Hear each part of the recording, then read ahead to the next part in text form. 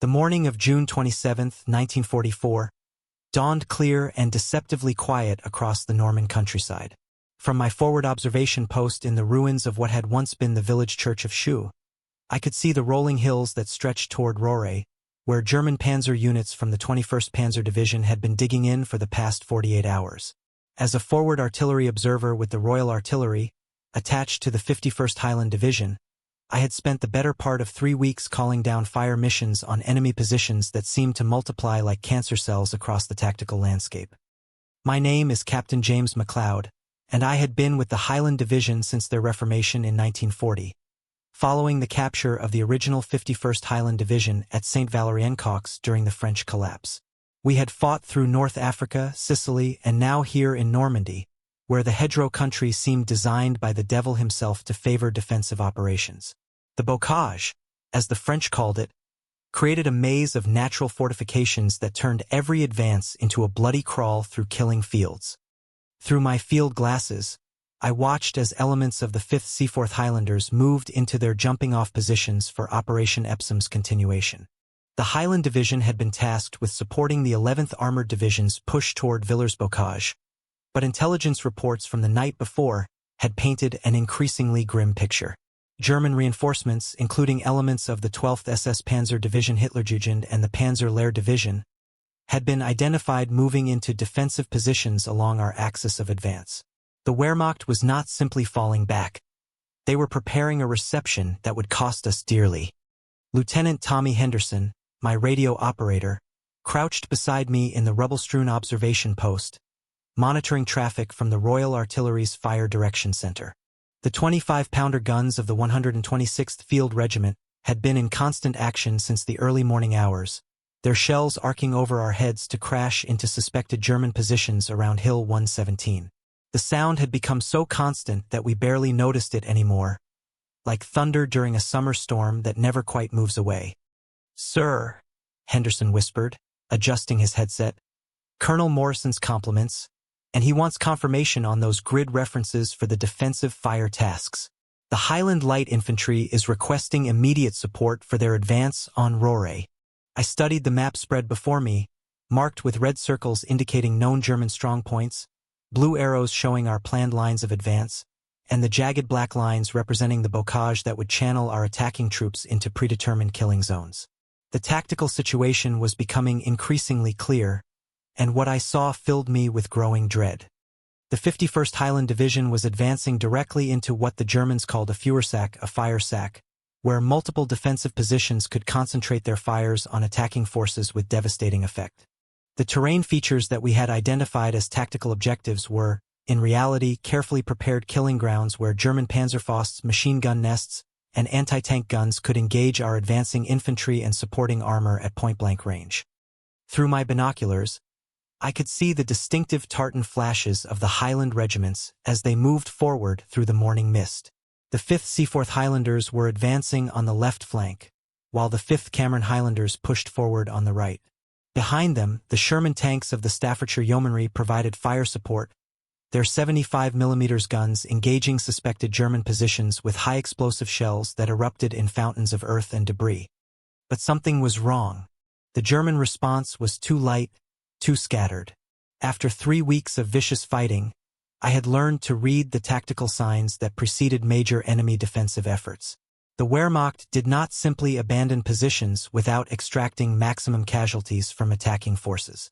They were masters of the defensive battle, using the terrain to channel Allied attacks into predetermined killing zones where concentrated firepower could achieve devastating results. At 0730 hours, as the Highland Division's assault companies moved beyond the line of departure, I received the radio transmission that would haunt me for the rest of my life. It came from Sergeant Major William Mackenzie of the 5th Seaforth Highlanders, a veteran of the Desert War whose voice carried the calm authority that only comes from years of combat experience. "Sunray Minor, this is Sunray 7. We've got movement in the bocage ahead. Looks like Jerry's pulling back from his forward positions. The lads are advancing faster than expected. We should reach the first objective within the hour." I acknowledged the transmission, but something in Mackenzie's voice troubled me. The German withdrawal was too orderly, too controlled. In North Africa, we had learned that the Wehrmacht rarely gave ground without extracting a price, and when they did retreat, it was usually to draw Allied forces into carefully prepared killing zones where concentrated artillery and mortar fire could inflict maximum casualties. Through my field glasses, I watched as the Highland infantry moved through the bocage in tactical formation, their weapons at the ready. They moved with the confidence of veteran troops who had fought their way across half the Mediterranean world. But they were walking into a tactical situation that would test every lesson they had learned in 3 years of continuous combat operations. The morning sun climbed higher, burning off the mist that had provided concealment during the early phases of the advance. As visibility improved, I could see more clearly the defensive positions that the Germans had prepared. What I saw made my blood run cold. The 21st Panzer Division had not withdrawn. They had simply pulled back from their forward outposts to occupy prepared defensive positions that offered better fields of fire and mutual support. Along the ridgeline that dominated the approaches to Rauray, I could identify at least 6 separate strong points, each positioned to deliver enfilading fire against attacking forces. The Germans had turned the bocage into a fortress, using the natural terrain features to create interlocking fields of fire that would trap the Highland Division in a deadly crossfire. At 0745 hours, the German defensive fire began. It started with the distinctive crack of Panzerfausts being fired from concealed positions in the hedgerows, followed immediately by the sustained fire of MG-42 machine guns that raked the advancing Highland companies with devastating accuracy. The sound was like nothing I had ever heard, a continuous ripping noise that seemed to tear the very air apart. The Highland Light Infantry, advancing in the center of the divisional front, took the brunt of the initial defensive fire. Through my binoculars, I watched in horror as entire sections were cut down by concentrated machine gun fire from positions that had been invisible until they opened fire. The distinctive sound of the MG-42, which the infantry called Hitler's buzzsaw, dominated the battlefield as German gunners poured sustained fire into the advancing Scottish regiments. Lieutenant Henderson was frantically working his radio, trying to coordinate fire support from the Royal Artillery batteries positioned behind our lines. "Sir, I've got the gun position officer on the net. He's ready to engage those German positions, but he needs precise grid references. The Highland regiments are too close to the enemy positions for standard high-explosive fire." I grabbed my map and began calculating firing data for the 25-pounder batteries. The tactical situation was becoming increasingly desperate as the Highland Division found itself trapped in the killing zone that the 21st Panzer Division had so carefully prepared. The Germans had allowed our forces to advance into range of their defensive positions before opening fire, and now the Highland regiments were pinned down under murderous fire with little cover available. The 5th Seaforth Highlanders, caught in the open as they attempted to cross a large field bordered by hedgerows, were taking particularly heavy casualties. Major Duncan Campbell, their company commander, was calling desperately for artillery support as his men sought whatever cover they could find in the shallow folds of the Norman countryside. But the terrain that had looked like tactical cover from a distance proved to be inadequate against the concentrated fire of German defensive positions. Through the growing chaos of the engagement, one thing became terrifyingly clear. The 51st Highland Division was walking into a carefully orchestrated kill zone where every aspect of the terrain had been prepared to maximize German defensive advantages. The bocage that we had seen as an obstacle to overcome had been transformed by the Wehrmacht into a fortress where attacking forces would be channeled into predetermined killing fields and systematically destroyed by concentrated fire from mutually supporting positions. At 0800 hours, as the Highland Division's assault companies found themselves pinned down under increasingly heavy fire, I made the radio call that would define the rest of my military career. Speaking directly to the Divisional Fire Direction Center, I requested immediate fire missions on the German defensive positions that were decimating the Highland regiments. But I also transmitted a tactical assessment that would prove prophetic in its accuracy. Sunray Major, this is Foxtrot Oscar 1. The Highland Division is engaged in a prepared killing zone. German defensive positions are mutually supporting and have clear fields of fire across all approaches. Recommend immediate withdrawal to defensible positions and preparation of deliberate attack with maximum fire support. Current axis of advance is not sustainable against prepared defensive positions. The response from divisional headquarters was swift and predictable. The Highland Division had been committed to the attack as part of Operation Epsom's broader objectives, and withdrawal was not considered a viable option. The tactical momentum of the entire offensive depended on the Highland Division's ability to secure its assigned objectives and maintain pressure on German defensive positions. But tactical momentum meant nothing to the Highland soldiers who were dying in the Norman bocage. Through my binoculars, I could see the results of the German defensive fire as medics struggled to reach wounded men while under continuous fire from concealed positions. The 5th Cameron Highlanders had managed to reach the edge of a small wood, but were pinned down by interlocking fire from at least 3 separate machine gun positions. The Sherman tanks of the Staffordshire Yeomanry were attempting to provide fire support, but the bocage limited their mobility and made them vulnerable to German Panzerfausts fired from close range. I watched as one Sherman, attempting to engage a German strong point, was struck by a Panzerfaust that penetrated its side armor and ignited the tank's ammunition storage. The resulting explosion sent debris flying across the battlefield as the tank's crew bailed out under heavy small arms fire. Lieutenant Henderson continued working his radio, coordinating fire missions with the Royal Artillery batteries. The 25-pounder guns were firing continuous missions, their shells crashing into suspected German positions with devastating effect. But artillery fire alone could not neutralize defensive positions that had been carefully prepared and camouflaged.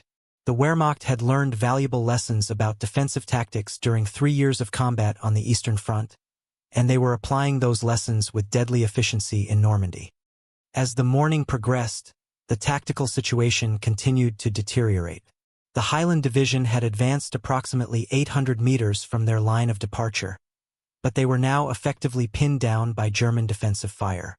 Every attempt to advance resulted in additional casualties, while attempts to withdraw exposed the Highland regiments to enfilading fire from German positions that dominated the surrounding terrain. Major Campbell's voice came over the radio net with increasing desperation as his company took mounting casualties. "Sunray Minor, this is Highland 7. My boys are taking a hammering from Jerry positions we can't even see. We need immediate fire support on those hedgerows to our front, or we're going to be cut to pieces." I studied the tactical map, trying to identify firing solutions that would neutralize the German positions without inflicting casualties on the Highland infantry. But the bocage created a tactical nightmare where enemy positions were often within 50 meters of friendly forces, making artillery fire extremely dangerous. The Germans had deliberately positioned their defensive strong points to take advantage of this tactical problem, knowing that Allied artillery would be reluctant to engage targets so close to friendly positions. At 0830 hours, the German counterattack began. Elements of the 12th SS Panzer Division Hitlerjugend, which had been held in reserve behind the 21st Panzer Division's defensive positions, launched a coordinated assault against the exposed flanks of the Highland Division. The attack was spearheaded by Panzer IV tanks supported by Panzer Grenadiers who moved through the bocage with the tactical skill that had made the Wehrmacht famous throughout Europe. The sound of tank engines echoed across the battlefield as the German armor approached the Highland positions. Through my binoculars, I could see the distinctive profiles of Panzer IV tanks as they maneuvered through gaps in the hedgerows, their 75mm guns engaging the Sherman tanks of the Staffordshire Yeomanry at ranges where German armor could achieve devastating effect. The tactical situation was rapidly becoming untenable. The Highland Division found itself engaged on 3 sides by German forces that enjoyed significant advantages in terrain, firepower, and tactical positioning. The bocage that had seemed like cover now became a trap as German forces used their knowledge of the terrain to outflank and isolate Highland companies that had advanced too far from their supporting elements. Sergeant Major Mackenzie's voice came over the radio net with the controlled urgency of a veteran soldier who recognized the signs of tactical disaster. "Sunray Minor, this is Highland 7 Alpha. We've got Panzer movement on our left flank, and Jerry infantry infiltrating through the bocage behind us. We're in danger of being cut off if we don't withdraw immediately." I could hear the sound of small arms fire in the background of Mackenzie's transmission, punctuated by the distinctive crack of Panzerfausts and the heavier explosions of tank main guns. The Highland Division was fighting for its survival in terrain that heavily favored defensive operations, against an enemy that had prepared its positions with meticulous attention to tactical detail. The 5th Seaforth Highlanders, caught in the most exposed position, were taking particularly heavy casualties as German Panzer grenadiers infiltrated through the bocage to attack their flanks and rear. Lieutenant Colonel James Stewart, the battalion commander, was attempting to coordinate a fighting withdrawal, but the tactical situation had deteriorated beyond the point where orderly movement was possible. Through my field glasses, I watched as individual Highland soldiers fought desperate actions against German infiltrators who had used the bocage to approach within grenade range of Highland positions. The close-quarters combat was vicious and personal, with soldiers fighting hand-to-hand among the hedgerows while machine gun fire swept the open ground between defensive positions. At 0900 hours, I made the decision that would haunt me for the rest of my life. Despite direct orders to maintain forward observation positions, I abandoned my post and began moving toward the Highland Division's positions to provide direct fire support. The tactical situation had deteriorated to the point where conventional artillery procedures were inadequate, and the Highland regiments needed immediate, precise fire support to prevent their complete destruction. Moving through the bocage under fire was an experience that defied description. The hedgerows that had seemed so solid from a distance proved to be filled with gaps that German snipers and machine gunners could exploit to deliver devastating fire against moving targets. Every step forward required careful calculation of cover and concealment, while the constant sound of gunfire made communication nearly impossible. I reached the command post of the 5th Cameron Highlanders at approximately 0915 hours, where I found Major Robert McPherson coordinating the defense of his company's positions. The command post was located in a bombed-out farmhouse that provided minimal protection against the concentrated German fire that was sweeping the area. "Thank God you're here, MacLeod," McPherson said as I dove into the rubble-filled cellar that served as his command post. "We're taking a hell of a beating from Jerry positions we can't even identify. Can you get us some artillery support before they overrun our positions entirely?" I set up my radio equipment and began calling fire missions on the German positions that were visible from the Highland command post. But the tactical situation had become so fluid that traditional artillery procedures were nearly impossible to implement. German and Highland forces were often intermixed at ranges of less than 100 meters, making artillery fire extremely dangerous to friendly forces. The sound of combat was overwhelming, a continuous cacophony of gunfire, explosions, and shouted orders that made communication nearly impossible. Through the shattered windows of the farmhouse, I could see Highland soldiers moving between positions under heavy fire, their movements coordinated by NCOs who used hand signals rather than vocal commands that would be lost in the noise of battle. At 0930 hours, the German assault reached its climax. Panzer IV tanks from the 12th SS Panzer Division had managed to penetrate the Highland Division's defensive perimeter, and were now engaging Highland positions at point-blank range. The distinctive sound of tank main guns firing high-explosive shells dominated the battlefield as German armor systematically destroyed Highland strong points. Major McPherson grabbed my arm as another explosion shook the farmhouse command post. "MacLeod, we can't hold this position much longer.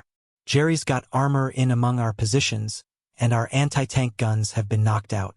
We need immediate evacuation for our wounded, or we're going to lose the entire company."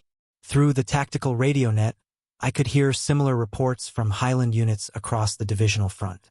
The 51st Highland Division was fighting a desperate defensive action against German forces that had achieved tactical superiority through superior positioning and concentrated firepower.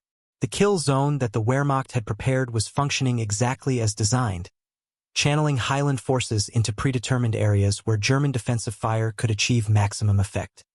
The 5th Seaforth Highlanders reported that they were down to approximately 40% of their original strength, with most of their officers killed or wounded. The Highland Light Infantry had been forced to abandon 2 of their forward positions after German Panzer Grenadiers infiltrated through the bocage to attack them from behind. Across the entire divisional front, the Highland regiments were reporting critical ammunition shortages and mounting casualties that threatened their ability to continue effective resistance. Lieutenant Henderson, who had followed me to the Highland command post, was working frantically to coordinate ammunition resupply and medical evacuation for the Highland casualties. But the tactical situation made both missions extremely dangerous, as German fire dominated all the routes that supply vehicles would need to use to reach Highland positions. At 1,000 hours, Lieutenant Colonel Stewart of the 5th Seaforth Highlanders transmitted the radio message that summarized the Highland Division's tactical situation with devastating clarity. Sunray Major, this is Highland 6. We are combat ineffective and require immediate reinforcement or withdrawal authorization. Current positions are not sustainable against German combined arms assault. The response from divisional headquarters reflected the broader tactical constraints that governed Operation Epsom. The Highland Division was part of a larger offensive operation, and withdrawal would compromise the tactical objectives that had been assigned to other Allied units. Despite the mounting casualties and deteriorating tactical situation, the Highland regiments were ordered to maintain their positions and continue applying pressure against German defensive lines. But tactical orders meant nothing to the Highland soldiers who were dying in the Norman bocage. Through the shattered windows of the farmhouse command post, I could see the results of 3 hours of continuous combat as stretcher-bearers moved wounded men to collection points that were themselves under German fire. The Highland Division's medical personnel were performing miracles under impossible conditions, but the casualty rate was exceeding their ability to provide adequate treatment. Major McPherson studied his tactical map with the grim concentration of a professional soldier who recognized that his unit was in mortal danger. "MacLeod, I need you to coordinate one more fire mission. If we can knock out that German strong point in the hedgerow to our front, we might be able to establish a defensive line that we can actually hold." I calculated the firing data for the 25-pounder batteries, but the tactical situation made precision fire support nearly impossible. German and Highland forces were so closely intermixed that any artillery fire risked inflicting casualties on friendly forces. The bocage that had seemed like an obstacle to overcome had become a tactical nightmare where conventional fire support procedures were inadequate. At 1,030 hours, the German assault intensified as Panzer Grenadiers from the 12th SS Panzer Division launched coordinated attacks against Highland positions that had been weakened by 3 hours of continuous combat. The German infantry moved through the bocage with the tactical skill that had made the Wehrmacht the most effective fighting force in Europe, using the terrain to approach Highland positions without being detected until they were within assault range. The 5th Cameron Highlanders, holding the most exposed position on the Highland Division's left flank, came under particularly heavy attack as German forces attempted to exploit what they perceived as a weak point in the Highland defensive line. Major McPherson was coordinating his company's defense from the farmhouse command post, but German fire was making communication with his forward positions increasingly difficult. Through my radio, I could hear the voices of Highland soldiers reporting on the German assault with the professional calm that distinguished veteran infantry. But beneath their controlled reports, I could detect the strain of men who had been fighting continuously for 3 hours against an enemy that enjoyed significant tactical advantages.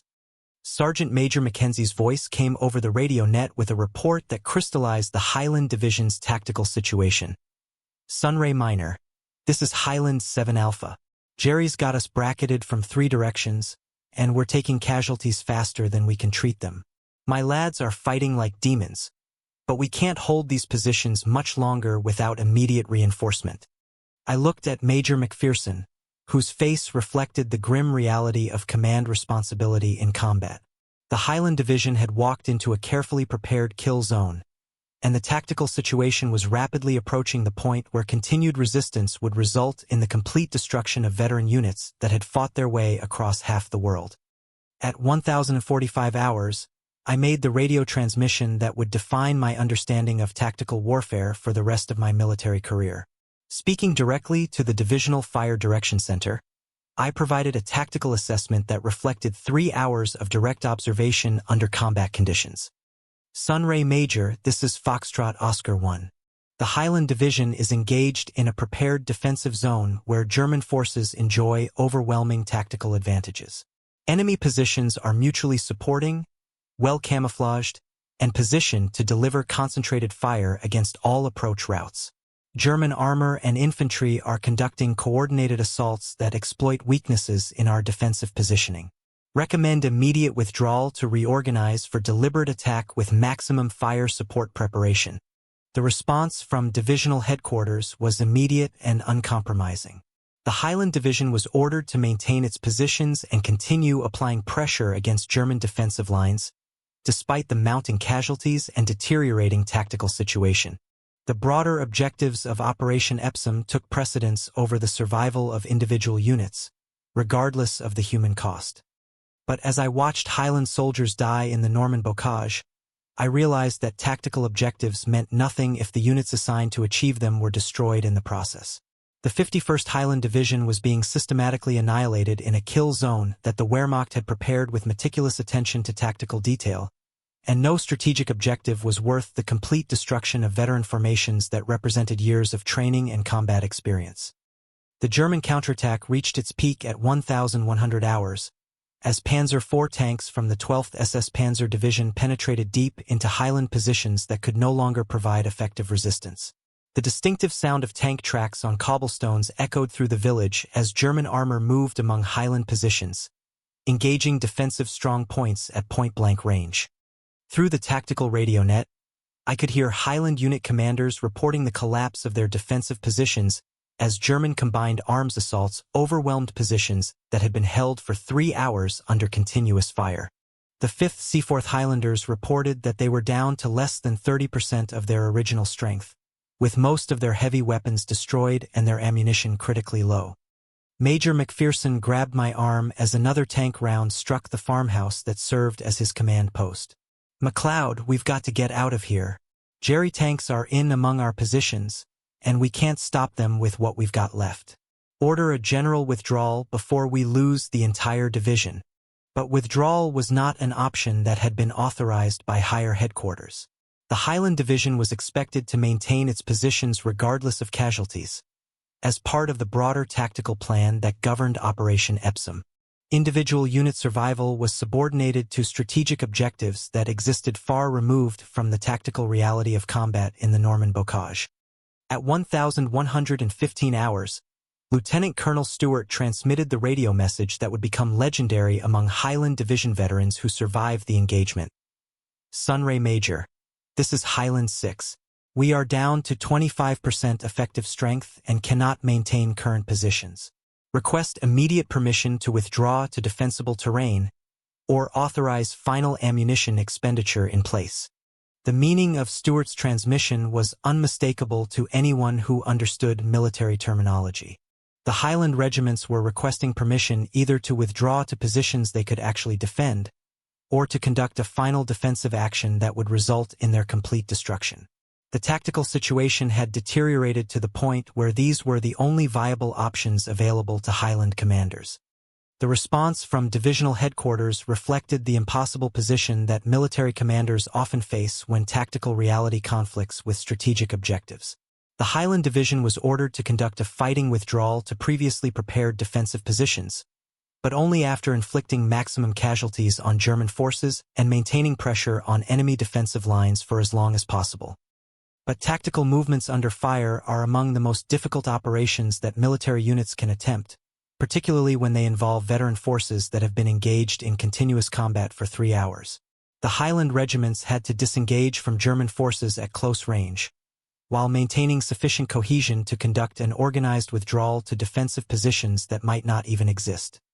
Through my binoculars, I watched as Highland soldiers attempted to execute one of the most difficult maneuvers in military tactics, a fighting withdrawal under fire. The movement required precise coordination between covering forces that would engage German positions, while assault elements moved to successive defensive lines that could provide mutual support during the continuation of the withdrawal. The 5th Cameron Highlanders, holding the most exposed position on the Highland Division's defensive line, conducted their withdrawal with the professional skill that distinguished veteran infantry formations. Working in small groups, Highland soldiers provided covering fire while their comrades moved to successive defensive positions, using the terrain features of the bocage to mask their movement from German observation. But the German forces opposing them were equally skilled in the tactical procedures that govern combat operations. Elements of the 21st Panzer Division and the 12th SS Panzer Division had learned valuable lessons during 3 years of combat on the Eastern Front, and they applied those lessons with devastating effectiveness against the withdrawing Highland forces. At 1,130 hours, as the Highland Division attempted to disengage from German forces, the tactical situation became even more desperate. German artillery, which had been relatively quiet during the earlier phases of the engagement, began delivering concentrated fire missions on the routes that Highland forces would need to use during their withdrawal. The Wehrmacht had clearly identified the Highland Division's intended withdrawal routes and had prepared fire plans that would inflict maximum casualties on withdrawing forces. The sound of German artillery was distinctive, a different cadence and tone from the British 25-pounders that had been supporting Highland operations throughout the morning. The German guns fired heavier shells with delayed fuses that created devastating airbursts above Highland positions, raining shrapnel down on soldiers who had no overhead protection. Sergeant Major Mackenzie's voice came over the radio net with a report that reflected the Highland Division's deteriorating situation. Sunray Minor, this is Highland 7 Alpha. Jerry artillery is bracketing our withdrawal routes, and we're taking heavy casualties from airbursts. We need immediate counter-battery fire, or we're not going to make it to the next defensive line. I worked frantically to coordinate counter-battery fire from the Royal Artillery batteries positioned behind Highland lines. But German artillery positions were well camouflaged and protected by the same terrain features that had made their defensive positions so effective throughout the morning engagement. The Wehrmacht had learned to integrate all of their combat systems into mutually supporting tactical plans that maximized their defensive advantages. Lieutenant Henderson was monitoring multiple radio nets simultaneously, trying to coordinate the complex array of fire support missions that the Highland Division required during its withdrawal. But the tactical radio networks were becoming increasingly congested as Highland units reported their positions and requested immediate support from artillery, armor, and air assets that were either unavailable or unable to engage effectively in the bocage terrain. At 1,145 hours, Major McPherson made the decision that would save what remained of his company. Despite orders to conduct an organized withdrawal to prepared defensive positions, he authorized his men to break contact with German forces and move directly to assembly areas behind Highland lines. The tactical situation had deteriorated beyond the point where conventional military procedures could be implemented effectively. "MacLeod," McPherson said as he prepared to abandon the farmhouse command post, "get on that radio and tell divisional headquarters exactly what happened here today." The Highland Division walked into a kill zone that Jerry had prepared with more skill than we gave them credit for. If we don't learn from this engagement, we're going to see the same tactical disaster repeated every time we encounter prepared German defensive positions. Through the shattered windows of the farmhouse, I could see Highland soldiers moving through the bocage in small groups, using whatever cover and concealment the terrain provided to mask their withdrawal from German observation. The movement was ragged and uncoordinated, but it was the only viable option available to Highland forces that had been trapped in a carefully prepared kill zone for 3 hours. The German pursuit was immediate and aggressive. Panzer grenadiers from the 12th SS Panzer Division followed the withdrawing Highland forces, using the bocage to approach Highland positions without being detected until they were within assault range. The tactical skill displayed by German infantry reflected years of combat experience and training that had made the Wehrmacht the most effective fighting force in Europe. At 1,200 hours, as the Highland Division's withdrawal reached its most critical phase, I transmitted my final tactical report to divisional headquarters. The message reflected 3 hours of direct observation under combat conditions, and it summarized lessons that would influence British tactical doctrine for the remainder of the war. Sunray Major, this is Foxtrot Oscar 1. Highland Division withdrawal in progress under heavy German pressure. Enemy defensive positions were mutually supporting and positioned to create interlocking fields of fire across all approach routes. German use of terrain and tactical positioning was superior to our intelligence estimates. Recommend detailed tactical analysis of engagement for future operational planning. Highland Division casualties estimated at 40% of engaged strength. The response from divisional headquarters was brief and professional. Roger, Foxtrot Oscar 1. Report to divisional headquarters for detailed debrief upon completion of withdrawal operations. Well done. But there was nothing well done about what had happened to the Highland Division in the Norman bocage. Veteran regiments that had fought their way across North Africa and Sicily had been systematically destroyed in a kill zone that the Wehrmacht had prepared with meticulous attention to tactical detail. The 51st Highland Division had walked into a tactical nightmare where every advantage lay with defensive forces that understood how to use terrain, firepower, and tactical positioning to achieve devastating results against attacking formations. By 1300 hours, the surviving elements of the Highland Division had reached assembly areas behind British lines, where they could reorganize and receive medical treatment for their wounded. But the cost of the morning's engagement was staggering casualties that would require months to replace, and tactical lessons that had been purchased with the lives of veteran soldiers who deserved better leadership than they had received. As I walked among the survivors of the Highland regiments, I could see in their faces the strain of men who had survived an engagement that should have destroyed them completely. They had fought with the courage and professionalism that had made the Highland Division famous throughout the British Army. But courage alone was not sufficient against an enemy that enjoyed overwhelming tactical advantages. Sergeant Major Mackenzie found me at the aid station where Highland wounded were receiving medical treatment. His uniform was torn and blood-stained, and his face reflected the exhaustion of a man who had spent 3 hours fighting for his life in close combat. But his eyes still held the professional competence that had made him one of the Highland Division's most respected NCOs. "Sir," Mackenzie said, saluting despite his obvious fatigue, "I wanted to thank you for the fire support this morning. Without those artillery missions, we would have lost the entire company. But I also wanted to tell you that what happened today was not the fault of the Highland lads. They fought as well as any soldiers I've ever seen, under impossible conditions against an enemy that was better prepared than we were." I shook Mackenzie's hand, recognizing in him the professionalism that had kept the Highland Division fighting long after the tactical situation had become hopeless. "Sergeant Major, you and your men performed magnificently under impossible conditions. What happened today was not a failure of courage or competence. It was a failure of intelligence and tactical planning that sent good soldiers into a kill zone without adequate preparation." That evening, as I compiled my after-action report for divisional headquarters, I reflected on the tactical lessons that the Highland Division had learned at such terrible cost. The Wehrmacht had demonstrated that defensive operations conducted by skilled troops in favorable terrain could achieve devastating results against attacking forces, regardless of their courage or professional competence. The bocage of Normandy had proven to be a tactical environment that heavily favored defensive operations. The hedgerows that seemed like obstacles to overcome were actually fortress walls that could be defended by relatively small numbers of infantry equipped with machine guns, panzerfausts, and anti-tank weapons. The Wehrmacht had learned to use this terrain to create kill zones where attacking forces would be channeled into predetermined areas and systematically destroyed by concentrated firepower. But perhaps most importantly, the engagement had demonstrated the critical importance of accurate intelligence in tactical planning. The Highland Division had advanced into what intelligence reports described as lightly defended terrain, only to discover that German forces had prepared defensive positions with meticulous attention to tactical detail. The cost of that intelligence failure had been measured in the lives of veteran soldiers who deserved better preparation for the tactical challenges they would face.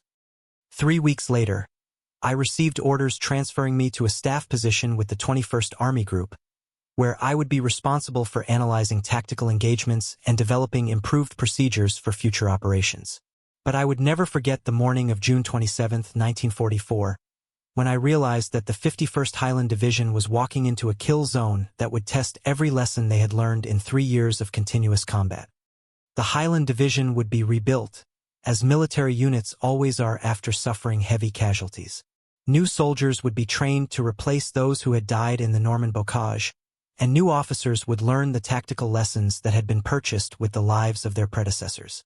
But the veterans who survived that morning engagement would carry with them the knowledge that courage and professionalism, while necessary, are not sufficient against an enemy that enjoys overwhelming tactical advantages. Years later, when military historians analyzed the Normandy campaign, they would identify June 27, 1944, as a classic example of how defensive forces can achieve tactical superiority through superior positioning and preparation. The engagement would be studied in military academies as an example of how terrain can be used to create kill zones where attacking forces can be systematically destroyed regardless of their numerical superiority or individual courage. But for those of us who were there, the engagement would always be remembered as the morning when the 51st Highland Division walked into a kill zone that the Wehrmacht had prepared with deadly precision. It was a tactical lesson purchased with the lives of veteran soldiers who deserved better intelligence, better preparation, and better leadership than they had received from the staff officers who planned their mission. The bocage of Normandy had taught us that modern warfare is ultimately about the intersection of terrain, firepower, and tactical skill. The side that understands how to integrate these factors most effectively will achieve tactical superiority, regardless of numerical advantages or strategic objectives. The Highland Division had learned this lesson at terrible cost, but it was a lesson that would influence British tactical doctrine for the remainder of the war and beyond. As I completed my final report on the engagement, I included a recommendation that would prove prophetic in its accuracy. Future operations in bocage terrain must include detailed reconnaissance of defensive positions, concentrated artillery preparation of the objective area, and close coordination between infantry and armor elements. Attacking forces must be prepared to encounter prepared defensive positions that will require systematic reduction rather than rapid advance. But such tactical wisdom always comes at a price, and the price paid by the 51st Highland Division on June 27, 1944, was measured in the lives of soldiers who walked into a kill zone believing that courage and professionalism would be sufficient to overcome any obstacle. They had learned, at terrible cost, that warfare is ultimately about preparation, positioning, and the ability to integrate all available combat systems into coherent tactical plans. The Highland Division would fight again, and they would apply the lessons learned in the Norman bocage to future engagements with greater success. But they would never forget the morning when they walked into a kill zone that had been prepared with deadly precision by an enemy that understood how to use terrain and firepower to achieve devastating tactical results. It was a lesson that would define their understanding of modern warfare for the remainder of their military careers and beyond.